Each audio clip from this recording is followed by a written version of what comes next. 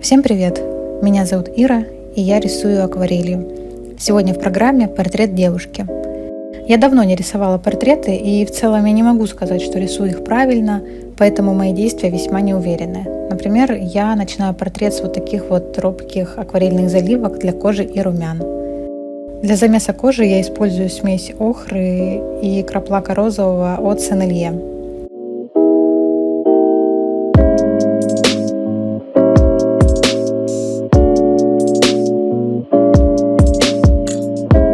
У меня не было сил ждать, когда просохнет первая заливка, поэтому воспользовалась феном и ускорила процесс высыхания.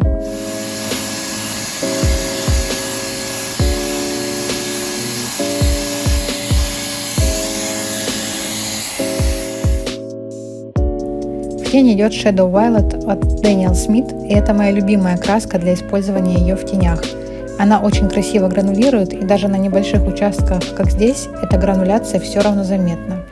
То есть не нужно использовать какое-то безумное количество воды и делать большие заливки для того, чтобы раскрыть весь потенциал грануляции.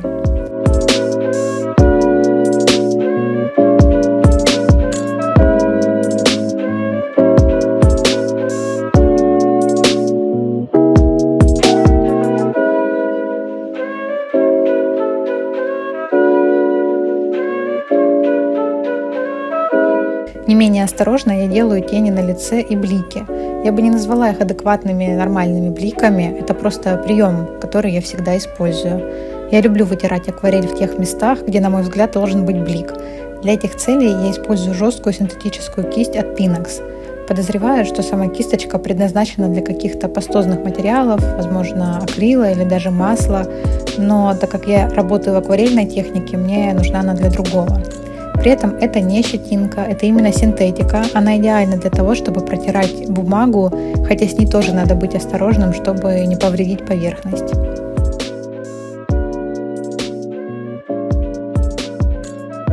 Для губ я использовала венецианский красный от Невской палитры.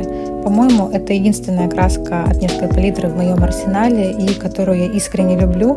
Цвет красивый, кровавый красный. А еще она реально пахнет кровью, так как содержит в составе железо.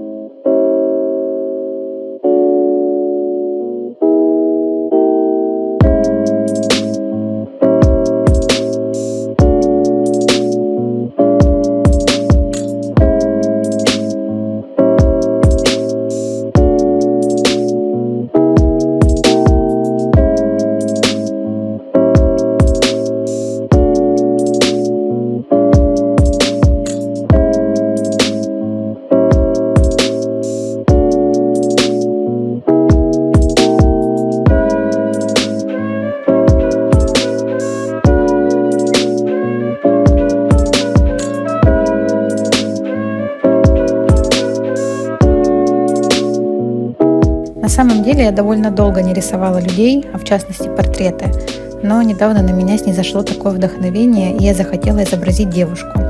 Возможно, причина в том, что скетчбук, в котором я в настоящее время рисую, небольшого формата, и на мой взгляд рисовать портреты на маленьком квадратном формате это не всегда удобно, поэтому я отказывалась от этой темы и изображала нечто другое.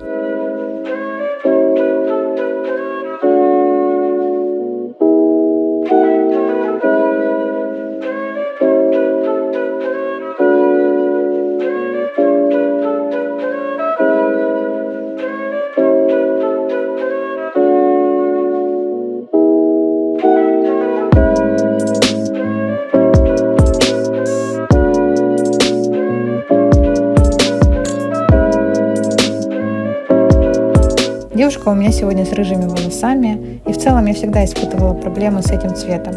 В этом случае я использовала замес оранжевый от Сен-Илье и кадмий красный от Ван Гог. Я не вымешивала цвет специально для волос, а добавляла каплю кадмия в кювету оранжевой краски. Когда дело дошло до волос, я поняла, что у меня большие проблемы с этим, поэтому эту часть я долго вымучивала, но это особо ничего не изменило. Волосы не прорисованы, не детализированы, они скорее как оранжевое полотно на фоне. Но, тем не менее, я решила быть осторожной в своих действиях и оставить недоработку в этой части, потому что побоялась испортить весь рисунок целиком. Все осложняло еще и то, что референс, с которого я рисовала, был у меня только на телефоне, а телефон в этот момент был закреплен на штативе и, собственно, снимал весь процесс. Пришлось рисовать из головы, поэтому в следующий раз надо будет позаботиться об этом заранее. Финальный штрих я уточняю детали акварельными карандашами, в том числе контуры лица, ресницы, родинки. К сожалению, эта часть видео оказалась не в фокусе, но, надеюсь, понятно, что я примерно делаю. В качестве акцентной детали я решила использовать бронзовую паталь на сережке в ухе и заколках в волосах. На самом деле я подумала, что заколки здесь вообще лишние, так как у меня уже есть большая акцентная сережка, но эту деталь уже точно никак не исправить.